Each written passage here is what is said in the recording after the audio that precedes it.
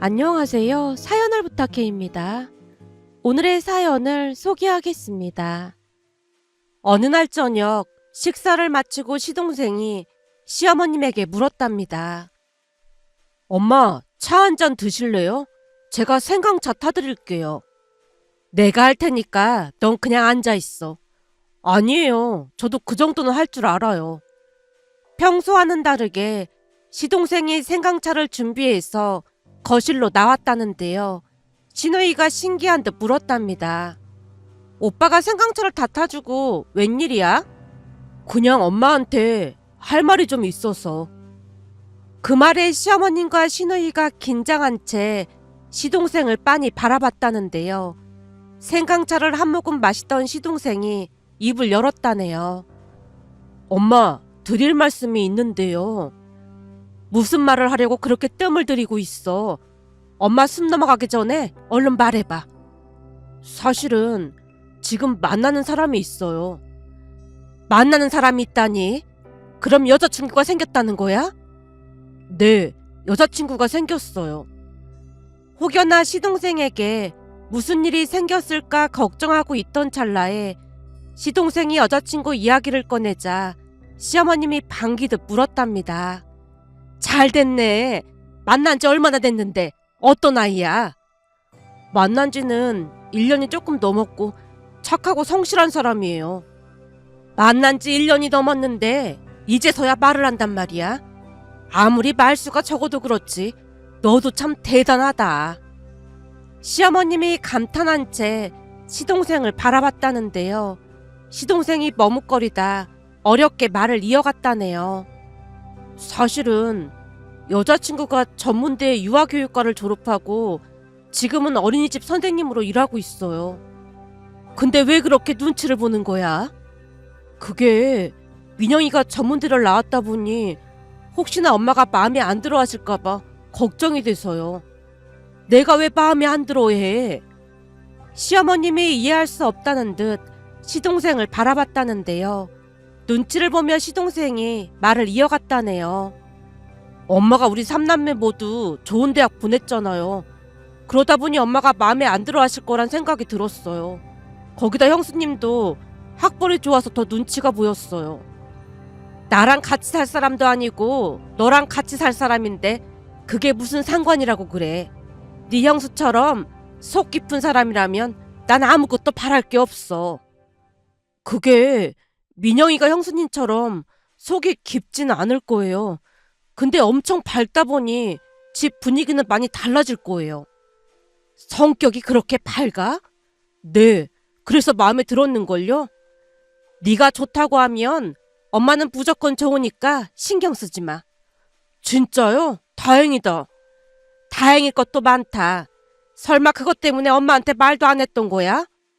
엄마가 우리 삼남매를 얼마나 힘들게 키웠는지 잘 아는데 실망시켜 드리면 안 될 것 같았어요. 엄마 그렇게 꽉 막힌 사람 아니거든. 그나저나 성격이 그렇게나 밝아? 네, 엄청 밝아서 제가 다운시켜줘야 할 정도예요. 민영이를 집까지 바래다 준 적이 있었는데 민영이네 할머님을 마주친 적이 있었거든요. 근데 보니까 할머님을 닮았더라고요. 뭐가 닮았는데? 주머니에서 5만원짜리 2장을 꺼내주시면서 우리 민영이랑 만나줘서 고맙다고 하시는 거 있죠. 할머니 얼굴이 어찌나 진지하시던지 웃음이 터져나와서 혼났다니까요. 평소 말수가 적던 시동생이 신나서 이야기하자 시어머님이 신기한 듯 물었답니다. 근데 혹시 민영이 성격에 다른 이상한 문제가 있는 건 아니지? 문제라기보다는 너무 밝아서 철이 없는 게 문제라면 문제인데 할머님은 민영이가 조신한 게 없다고 늘 걱정하신다고 하더라고요. 네가 그렇게 말하니까 어떤 사람인지 진짜 궁금해진다. 근데 얘기 들어보니 사랑을 많이 받고 자란 것 같네. 맞아요. 사랑을 많이 받고 자란 티가 나긴 해요. 시동생이 계속해서 예비 동서 자랑을 했답니다. 며칠 뒤 남편과 함께 시댁에 갔더니 시어머님이 예비 동서 이야기를 꺼냈어요. 예, 진우가 만나는 사람이 있다고 하지 뭐니. 도련님 여자친구 있대요? 그렇다는구나. 게다가 만난 지 벌써 1년이 넘었다고 하더라니까. 정말요? 근데 그동안 왜 아무 말도 안 한 거예요? 너도 알다시피 진우가 워낙 말수도 적은 데다가 예비 며느리가 전문대를 나온 모양이야. 그러다 보니 내 눈치가 보였다고 하더라고. 예비 동서가 전문대 나와서 어머님은 마음에 안 드시는 거예요? 아니, 그런 건 아니고 진우가 그 걱정 때문에 말을 못했다 하더라 그 말이야. 아, 도련님이 워낙 속이 깊다 보니 그럴 수도 있었을 것 같아요. 시어머님 말을 들으며 고개를 끄덕였는데요. 시동생은 워낙 속이 깊은 사람이었으니까요. 예비 며느리가 성격이 좋고 그렇다는데 걱정이 되는 게 있지 뭐니. 뭐가 걱정이 되시는데요? 다른 게 아니고 우리 집은 워낙 조용조용한 편이잖니. 근데 예비 며느리는 아주 명랑한 성격인가 봐. 그게 왜 걱정이 되시는 건데요? 명랑한 성격이면 오히려 좋은 거 아닌가요? 우리 식구들이랑 성격이 너무 달라서 조금 걱정이 되더라고. 특히나 너무 왈가닥이면 너랑 성격이 너무 달라서 너도 불편할까봐 그게 걱정이야. 어머님, 그런 걱정 안 하셔도 돼요. 예비동서가 명랑하고 밝은 성격이라서 저는 오히려 다행이라는 생각이 드는걸요. 사실 명절 때도 그렇고 식구들 다 모이면 우리는 내내 조용조용하잖아요. 밝은 사람이 한 사람 있어도 좋을 것 같아요. 우리 회사에도 엄청 밝은 사람이 있는데 그 직원 보면 활력이 넘쳐서 보기 좋거든요. 그래? 난 혹시나 네가 불편해할까봐 걱정했더니 다행이구나. 그리고 도련님처럼 진중한 성격에는 배우자로 밝은 사람이 딱이에요. 저는 완전 기대되는걸요? 제 말을 들으며 시어머님이 조금 안심하는 듯 했습니다. 네가 그렇게 말해주니 마음이 한결 놓이는구나. 고맙구나. 시어머님이 제 손을 꼭 잡고 고맙다는 말을 했는데요. 시어머님이 워낙 좋은 분이다 보니 저도 더욱 잘해야겠다는 생각을 하곤 했거든요. 잠시 시어머님 이야기를 해드리자면 참 기구한 삶을 사셨다고 해도 과언이 아닌데요. 시어머님 홀로 3남매를 키워내셨거든요. 그 사건은 막내인 신우이가 뱃속에 있을 때 시아버님이 돌아가시면서 시작이 되었다고 했습니다. 시어머님은 가끔 3남매를 키우면서 겪었던 일들을 회상하곤 하셨는데요. 그 중에서도 막내인 신우이에 대한 이야기를 할 때면 늘 미안함이 가득한 표정을 지으셨어요. 물론 3남매한테 미안한 게 한두 가지가 아니다만 특히나 막내 아름이에게 미안한 게 참 많아.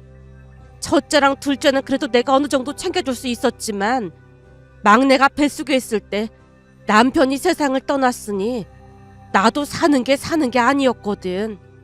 그러다 보니 막내 이름도 내 동생이 지어줬잖니. 아가씨 이름을 이모님이 지어주신 거예요?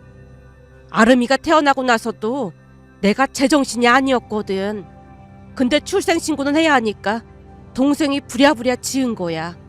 그 뒤에도 동생이 아름이를 돌보다시피 했지. 막내는 나한테 아픈 손가락이다. 시어머님이 깊은 한숨을 내쉬며 고개를 떨구셨는데요. 막내인 신우이를 이모님께 자주 맡기곤 했다는 사실이 시어머님 마음속 깊은 곳에 늘 남아있었던 것 같았습니다. 거기다 정신을 차렸을 때부터는 먹고 살아야 했으니 더욱 정신이 없었지 뭐니. 그 중에서도 가장 마음이 아팠던 것이 막내만 돌잔치를 못 해줬어. 그날이 막내 돌이었는데 바빠서 늦게 들어가다 보니 내 동생이 케이크에 촛불 켜놓고 대충 돌잔치를 해줬다는 말을 듣고는 그날 밤새 혼자 얼마나 울었는지 모른다. 그게 아직까지 한이 되지 뭐니. 시어머님이 눈시울을 붉혔기에 제가 조용히 위로해드렸어요.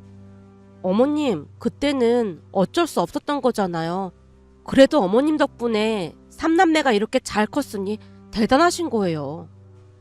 그래도 돌잔치를 못 해준 건 영 마음에 걸려. 평생 한으로 남을 것 같구나. 시어머님이 손끝을 가만히 만지작거렸는데요. 말로 표현되지 않는 미안함과 슬픔이 고스란히 전해져 왔습니다. 시어머님 눈빛에서 오랜 세월 동안 쌓인 후회와 아픔이 느껴졌으니까요. 하지만 정작 시누이는 웃으며 말하곤 했어요. 엄마, 돌잔치 그게 뭐라고 맨날 했던 말을 또 하고 그래. 난 진짜 괜찮으니까 신경 쓰지 말라니까. 이렇게 잘 키워준 것만으로도 엎드려 절을 해도 모자랄 판국이구만. 그까짓 돌잔치가 뭐라고 자꾸 신경을 쓰고 그래. 어려운 환경 속에서 자랐다 보니 삼남매가 모두 속이 깊었는데요. 시누이 또한 속이 깊고 참 좋은 사람이었습니다. 그러다 보니 그냥 직감적으로 예비동서가 괜찮은 사람일 것이라는 확신이 들었어요.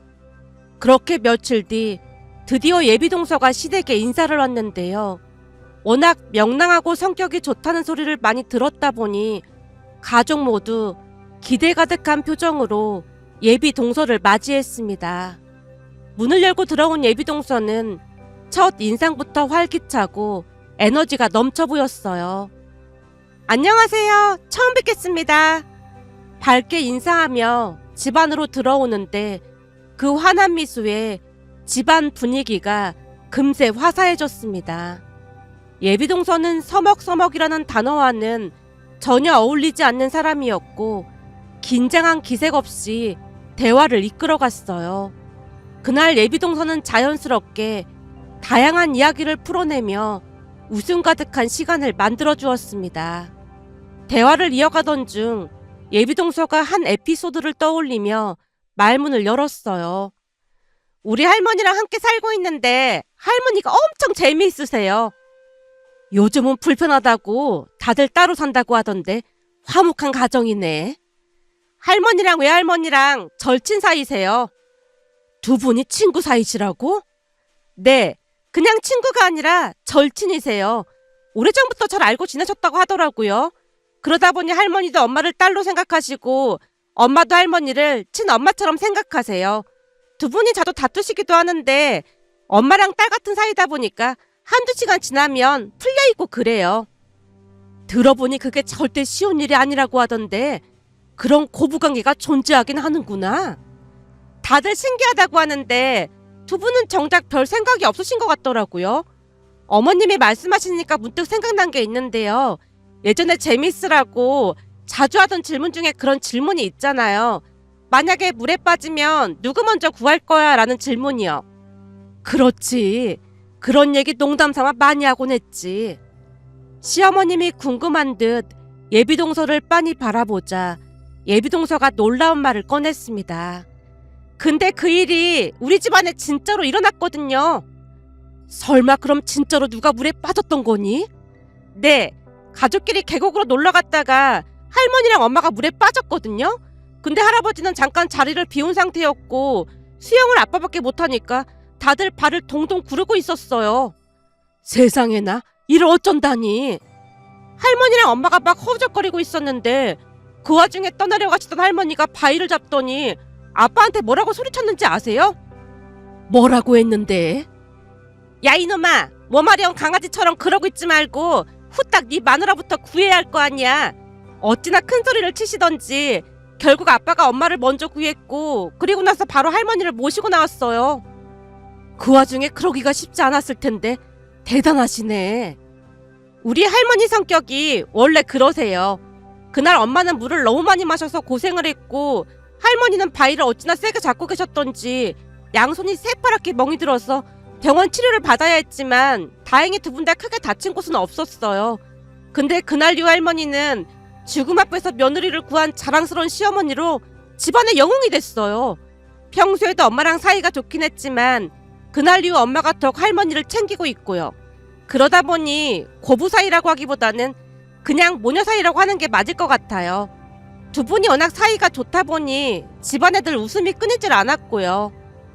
예비동서는 이야기를 참 재미있게 하는 사람으로 시간 가는 줄 모른 채 예비동서의 말에 집중을 했습니다. 곧 예비동서가 다시 이야기를 꺼냈어요. 할머니 얘기 더 해드릴까요? 그럼 우리야 좋지. 언젠가 제가 친구를 만나기로 해서 버스에서 내렸는데요. 그때 누가 옆에서 저한테 그러시는 거예요. 우리 소녀랑 아주 똑같이 생겼네. 그 말에 고개를 돌려서 봤더니 우리 할머니가 서 계신 거 있죠. 그래서 제가 똑같은 게 아니라 할머니 손녀잖아 그랬더니 할머니가 화들짝 놀라서 진짜네? 라고 하신 적도 있어요. 암튼 못 말린다니까요. 예비동서의 말에 시어머님이 폭소를 터뜨렸습니다. 조용하기만 하던 집안 분위기가 시끌시끌해졌는데요. 예비동서 할머니 얘기에 가족 모두 웃음을 터뜨리며 예비동서의 이야기에 푹 빠지자 예비동서는 더 많은 이야기를 이어갔어요. 할머니도 참 재미있으신데 돌아가신 할아버지도 유머러스 하셨거든요. 지병으로 돌아가시기 전까지도 농담을 놓지 않으셨어요. 예비동서는 잠시 생각하다가 미소를 지으며 이야기를 시작했어요. 할아버지가 돌아가셨을 때 가족 모두 많이 슬퍼했어요. 특히 엄마가 엄청 슬퍼하셨는데 할아버지가 며느리인 엄마를 많이 예뻐하셨거든요. 장례를 치르면서 엄마가 통곡을 하면서 우셨는데 그런데 그 와중에도 할머니가 농담을 하시는 거 있죠. 장례를 치르는 와중에도 농담을 하셨다고? 네, 할머니 입장에서는 너무 슬퍼하지 말라는 뜻으로 그러신 게 아닌가 싶었어요. 할아버지가 돌아가시고 화장하는 날이었거든요. 사실 할아버지도 워낙 재미있는 분이셨다 보니 할아버지 별명이 욕쟁이 할배였어요. 동서의 말에 시어머님이 당황한 듯 물었습니다. 아니 왜 그런 별명이 생긴 거니? 할아버지가 평소에 재미있는 욕을 자주 하셔서 할머니가 붙여준 별명이에요. 동서가 그날 있었던 이야기를 자세히 해줬습니다. 할아버님이 돌아가셔서 안 쓰던 어르신이 한참 울고 계셨다는데요. 화장장에서 하필이면 할아버님께서 18번 화로로 들어가셨다네요. 그런데 그걸 보고 계시던 할머님이 말씀하셨다네요. 누가 욕쟁이 할배 아니라고 할까봐 저승 가면서까지 18이라고 욕을 하고 가네. 대단한 할배네 그래. 욕쟁이 할배 저승 가서 염라대왕 만나면 절대로 욕하면 안 되니까 명심해. 할머님 말에 여기저기서 웃음이 터져나왔다는데요. 그 와중에 동서가 심각한 표정으로 할머님에게 말했답니다. 할머니, 염라대왕은 지옥신이잖아. 설마 할아버지한테 지옥으로 가라는 말인 거야? 염라대왕이 지옥신이었어? 그럼 부처님이라고 해야 하는 건가? 아니면 하느님? 암튼 욕쟁이 할배, 저승 가서 부처님이든 하느님이든 만나 뵈면 절대로 욕하면 안 돼. 혹시나 욕이 나올 것 같으면 주둥이를 꽉 틀어 막으라 그 말이야. 할머님의 말씀에 통곡을 하던 안사돈 어르신이 두 손으로 얼굴을 가린 채 웃음을 참느라 애를 썼다고 했습니다. 그리고 예비동서의 말에 시어머님 또한 웃음을 참느라 얼굴이 토마토처럼 새빨개져 있다가는 사과를 했어요. 웃으면 안 되는 상황에 웃어서 미안하구나. 아니에요. 저희 집에서는 일상인걸요. 그날 예비동서 덕분에 가족 모두 유쾌하고 따뜻한 시간을 보냈습니다. 그렇게 얼마 뒤 동서와 서방님은 결혼식을 올렸어요. 물론 그 뒤에도 동서는 집안의 분위기 메이커였다고 해도 과언이 아니었는데요. 평소 무뚝뚝하던 시누이도 배를 움켜잡고 웃은 적이 한두 번이 아니었으니까요. 그러다 어느 날은 시어머님 생신으로 다 함께 식사를 했고 식사가 끝나자마자 동서가 갑자기 자리를 박차고 일어났어요. 동서 얼굴에는 신난 표정이 가득했는데요. 어머님 생신을 맞이해서 제가 작은 이벤트를 준비했습니다. 이벤트라니? 시어머님이 놀란 듯 물었더니 동서가 가지고 온 가방에서 뭔가를 꺼내기 시작했어요. 잠깐만 기다려보세요. 모두가 호기심 가득한 표정으로 바라보는 가운데 동서가 작은 쇠덩이처럼 생긴 무언가를 꺼냈습니다. 이게 뭐니?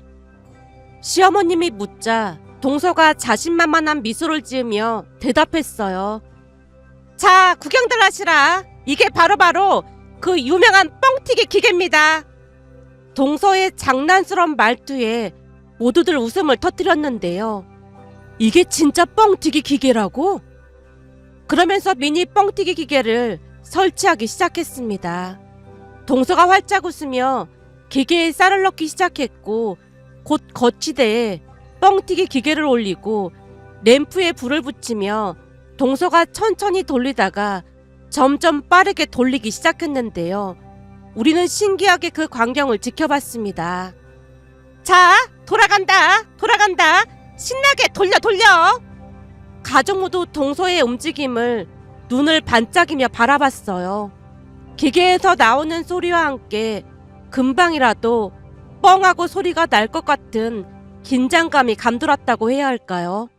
그런데 그 순간 동서의 휴대폰이 울려댔는데요.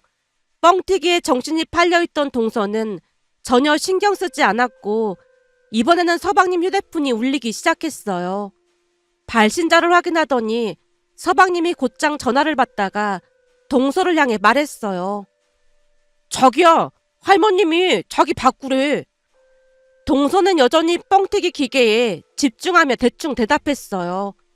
나 지금 바쁘다고, 이따가 전화한다고 해. 그러자 서방님이 난감한 표정을 지으며 다시 말을 꺼냈어요. 자기야, 지금 그럴 때가 아닌 것 같아. 할머님이 당장 자기 바꾸라고 하셔. 서방님의 말에 동서가 외쳤어요. 나 지금 뻥이요 하기 직전이니까 그럼 스피커폰으로 해봐. 할머니, 나 지금 엄청 바쁘니까 내가 다시 전화할게. 야, 이 김민영이, 이 도두가, 네가 내 뻥튀기기에 훔쳐갔지? 할머니, 훔쳐간 게 아니고 잠깐 빌려온 거야. 벼룩에 간을 빼먹어도 유분수지. 너 양심을 어디다 팔아먹었어? 그걸 내가 얼마나 소중히 아끼는 줄 뻔히 알면서 할미가 낮잠 잘 때 그걸 훔쳐가? 할머니, 내가 금방 시험만 하고 갖다 줄 거니까 걱정하지 마. 오늘 내 친구 영실이한테 뻥튀기 튀겨주기로 했는데 너 어쩔 셈이야. 내가 자랑을 얼마나 해놨는데 이 옌병할 거사. 너 때문에 이 할미는 지금 뻥쟁이 되게 생겼어. 오늘 어머님 생신이라 이벤트 하고 있단 말이야. 할머니, 그리고 내가 말 좀 예쁘게 하라고 했잖아. 할머니 그러다가 염라대왕 만나러 가는 수가 있어.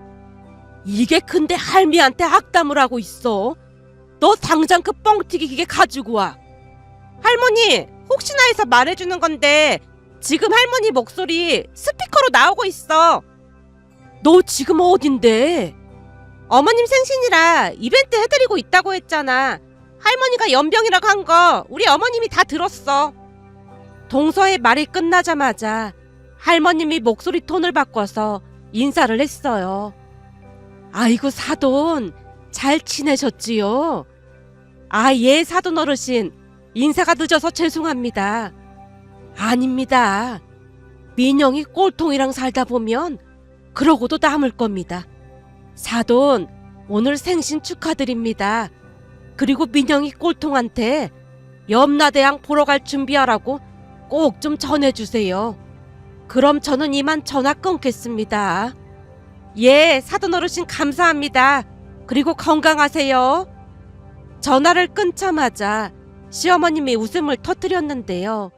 그 와중에도 동서는 뻥튀기 기계에 집중을 하느라 여념이 없어 보였어요. 그리고는 곧 동서 입에서 뻥이요라는 말이 터져나왔고 우리 모두 박장대소를 했습니다. 그날 우리는 동서 덕분에 잊지 못할 생일 파티를 했답니다. 늘 그늘져 있던 시어머님 얼굴에 웃음이 가득했으니까요. 그렇게 동서는 가족들에게 인정받으며 많은 웃음을 줬는데요. 그의 시누이 생일을 앞두고 제가 미리 말을 꺼냈어요. 동서, 조금 있으면 아가씨 생일이거든? 근데 그날 분위기가 조금 그럴 수도 있어. 왜요? 제가 모르는 뭐가 있는 거예요?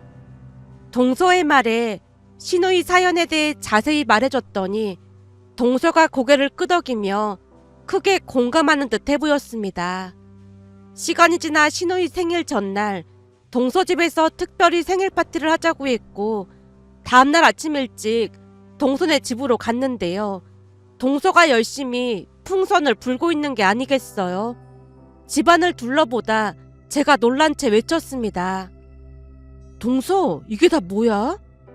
형님, 오늘 아가씨 깜짝 생일 파티 해주려고요. 예전에 못했던 돌잔치를 지금 해주려고요. 지금 돌잔치를? 동서 말을 듣고 다시 둘러봤더니 정말로 돌잔치와 똑같이 준비되어 있는 게 아니겠어요? 동서, 이런 생각은 어떻게 한 거야? 전에 드라마였던가 시트콤이었던가 거기에 늦게 돌잔치 해주는 장면이 있었거든요. 무슨 이벤트를 할까 고민하다가 그때 봤던 장면이 딱 떠오르는 거 있죠? 동서 진짜 대단하다. 정말 고마워. 저도 모르게 그 말이 새어나오고 말았는데요. 동서가 배시시 웃으며 머리를 긁적이고 있었습니다. 잠시 후 동서네 할머님과 사돈어르신 두 분까지 오셨고 뒤이어 시댁가족들도 집 안으로 들어왔는데요. 동서가 활짝 웃으며 말했어요. 오늘 돌잔치 하려고 가족들 다 불렀어요. 기념사진도 찍어야 해서요. 그 말에 시어머님과 시누이가 차려진 돌상을 보며 눈시울이 붉어져 있었습니다. 이걸 언제 준비한 거니? 요즘 편하게 되어 있어서 금방 했어요. 시누이도 눈물이 그렁그렁해진 채 말을 꺼냈습니다. 언니, 이런 거 할 필요 없었는데 진짜 고마워요. 아가씨, 돌잔치 하이라이트가 돌잡이잖아요. 얼른 잡아봐요. 동서의 말이 끝나기 무섭게 가족들이 박수를 쳤고 웃음 가득한 분위기 속에서 시누이가 진지하게 손을 뻗었어요. 그리고는 펜을 잡았는데요. 모두가 박수를 치며 환호성을 질렀습니다. 그 모습에 시어머님이 더 이상 참지 못하고 눈물을 흘렸어요. 그날 시누이를 위한 돌잔치는 온 가족에게 따뜻한 추억으로 남았습니다. 시어머님도 미안함이 조금은 덜어진 듯 얼굴이 한결 밝아 보였어요.